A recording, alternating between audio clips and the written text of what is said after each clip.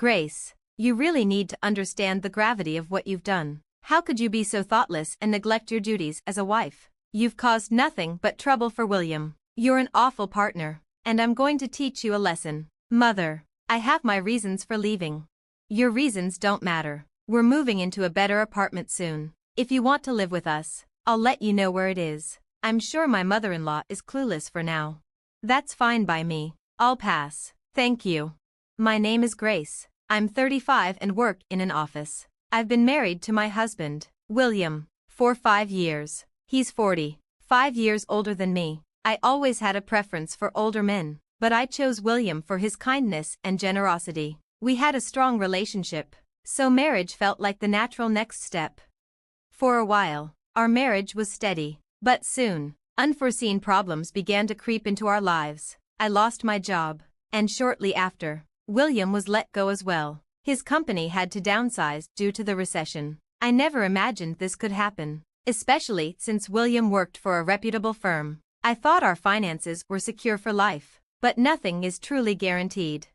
We quickly fell into financial hardship. While I had been a stay-at-home wife, I decided to rejoin the workforce. Luckily, my former employer rehired me to fill a position left vacant by someone on maternity leave. Having some income provided relief, but it wasn't enough. William struggled to find stable employment, and as a middle-aged man, his job prospects were slim. He eventually took on part-time labor jobs, earning roughly $700 a month. Combined with my modest salary, we were barely scraping by.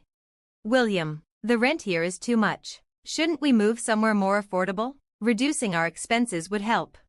We had been used to a comfortable lifestyle, living in a nice apartment without financial worries. But now, our circumstances had changed, and I felt downsizing was a smart move. William, however, didn't agree. No, we're not moving. Why not? A smaller apartment could ease the burden. What's the harm in being honest with your mom about our situation? Don't even think about telling her I'm unemployed. William snapped. With what we both earn, we can manage the rent. Just leave it at that. I was stunned. His pride seemed more important than improving our lives. You'd rather keep up appearances than do what's best for us? Even if we pay the rent, we can't save anything. Moving is the practical choice. But William refused to listen, and I had to drop the subject. Our financial struggles persisted. One evening, William made a remark that pushed me to my limit. This is all we're having for dinner? We used to eat much better. Just because you're working now doesn't mean you can slack off on your duties at home. His comment infuriated me. I'm doing the best I can. If we moved to a cheaper place, we'd have more money for food. Or maybe you could earn more so we wouldn't have these problems. William's face darkened with anger. Don't you dare say that again. I'll get a better job soon. One that pays more than yours. Though his determination seemed promising, his actions didn't back it up. He kept working part-time and didn't pursue additional training or certifications. Rejections at job interviews piled up, and he eventually stopped trying altogether. His pride remained intact, but my hope dwindled. Meanwhile, my mother-in-law's constant calls only added to my stress. Despite knowing I was at work, she would call repeatedly until I answered. Her demands and high-pitched complaints were exhausting. Why didn't you answer earlier? She asked sharply. I was at work, Mother. I've told you that before. She ignored my explanation and launched into a rant about her expectations for me as a wife. According to her, my primary duty was to support William and, by extension, her. You haven't visited me recently. What's going on? William and I are both busy with work, I replied, trying to keep my frustration in check. Busy? William has weekends off. You could come then. I hesitated, torn between protecting William's secret and being honest. Before I could respond, William grabbed the phone.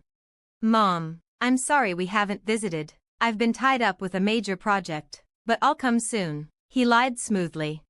When he hung up, he turned to me angrily. What were you about to say? Were you going to tell her the truth? She needs to know. Hiding it only makes things worse.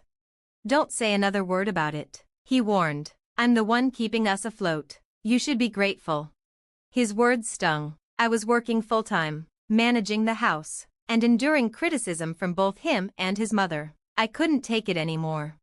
One day, I decided to leave. I packed a bag and went to my parents' house, seeking refuge and clarity. My parents, seeing my distress, advised me to consider divorce. Still, I hesitated. I loved William and didn't want to give up on our marriage without exhausting every option, but his pride and inaction were wearing me down. After a week away, William called me. "When are you coming home?" he asked.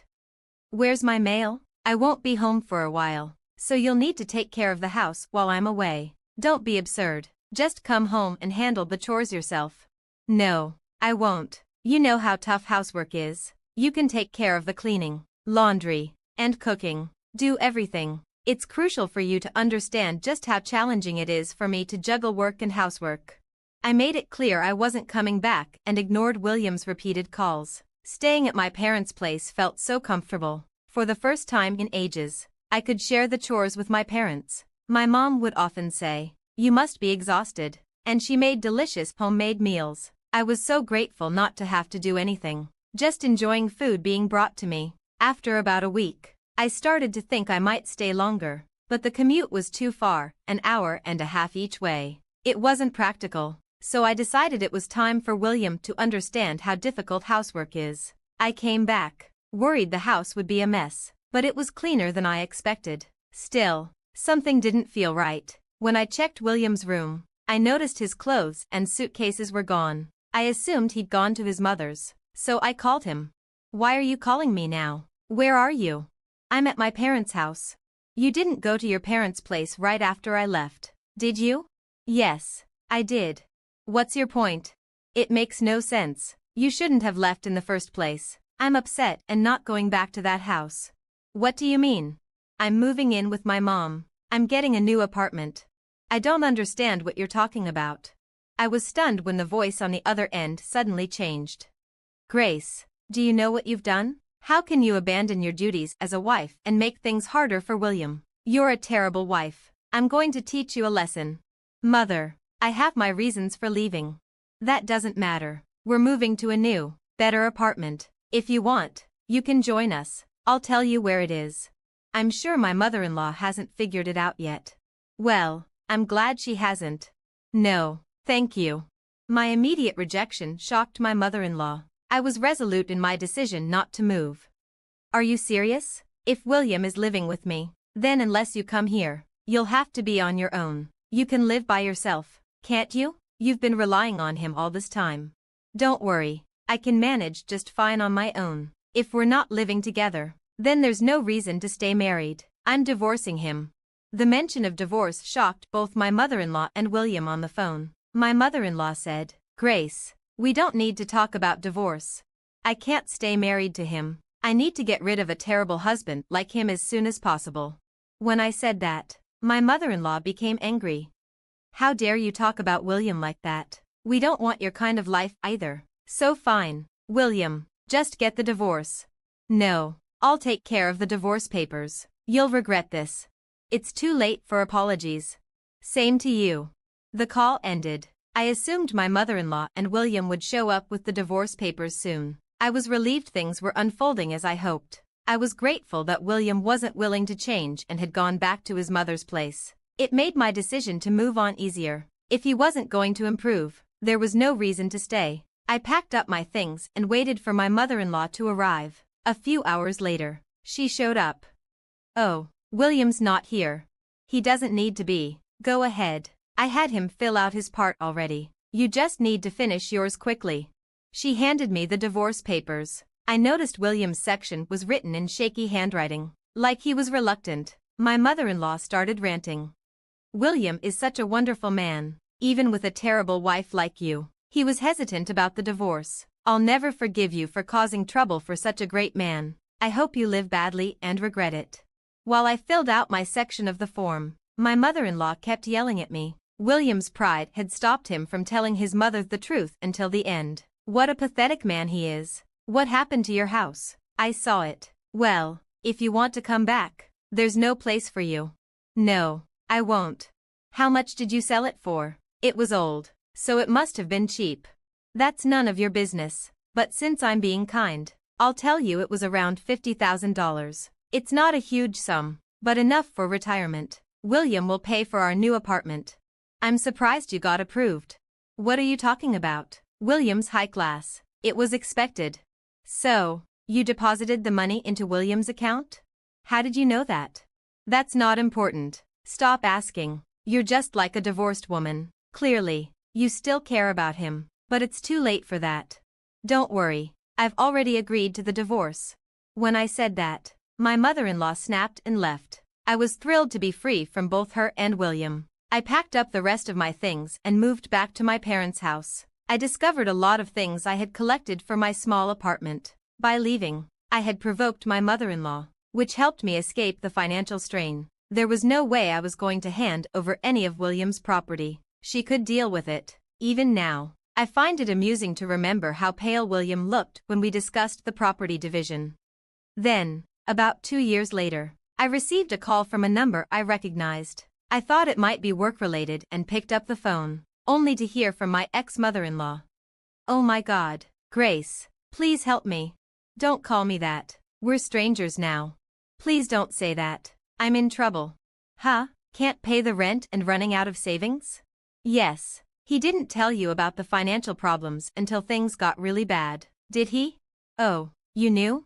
I suspected. He didn't want to tell you, but every time I tried, William told me not to. I didn't realize it. I'm so sorry, Grace. I didn't know anything. Please come back. I don't want to. He wouldn't change no matter how much I tried. Even you were always bullying me. I don't want to be around people like you ever again. Please don't say that. I have nothing to eat. I'm really struggling.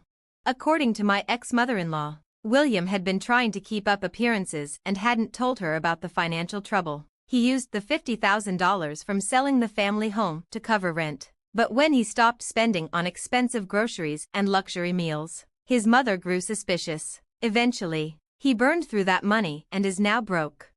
Well, he got what he deserved, didn't he? Why don't you put aside your pride and live modestly in a cheap apartment? No, it wasn't supposed to be like this. I was supposed to live comfortably with my elite son.